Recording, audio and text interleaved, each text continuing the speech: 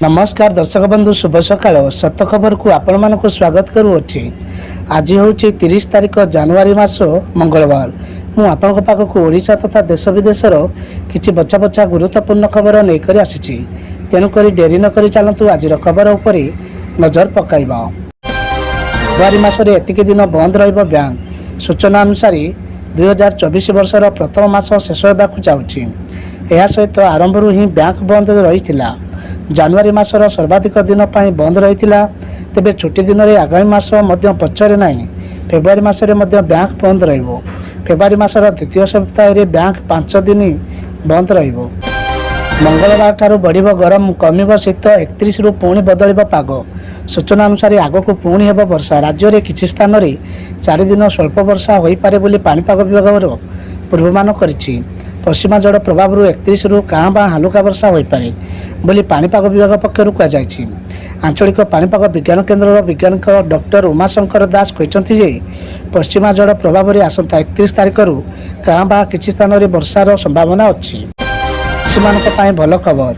PM किसान एथर 2 नुहे चाषी को मिल 3000 16तम किस्ती आसब टंका। सूचना अनुसार कृषक मानक आर्थिक दृष्टि रखी सक्षम करने केंद्र सरकार द्वारा प्रधानमंत्री किसान योजना चलती। यही अधीन में कृषक मानक वार्षिक 6000 टंका दि जाए, किंतु यही टंका प्रति 4 मासरे किस्ती भाव में दि जाए, अर्थात प्रति मासरे 2000 लेखाएं टंका दि जाए। किंतु एथर से नुहे, एथर किंतु 3000 टंका लेखाएं दिज्व।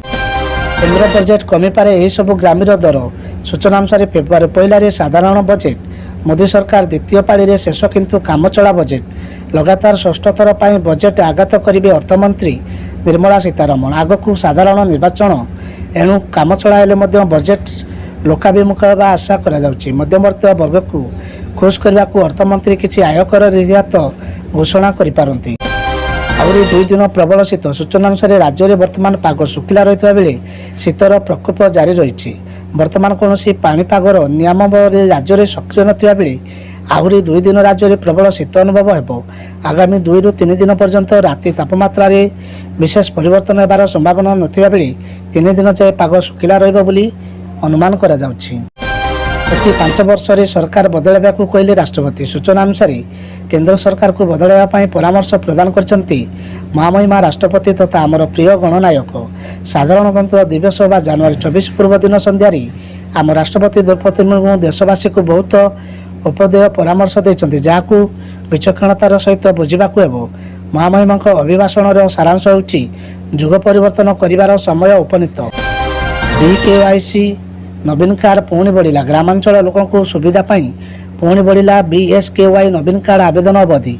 दर्शक बंधु सूचना अनुसार बढ़ला बीएसकेवाई नवीन कार्ड पंजीकरण अवधि। जनवरी 24 रे बीएसकेवाई नवीन कार्ड आवेदन शेष होते ग्रामांचल लोकों सुविधा पुणी आवेदन बढ़ी चलती। राज्य सरकार फेब्रुआरी 8 तारिख जाए आवेदन अवधि बढ़ी। कौन भी योग्य हिताधिकारी जेपरी यही कार्ड पाइबारु वंचित न हे ताहाकू आखिरे रखी यही निष्पत्ति निया जायछि।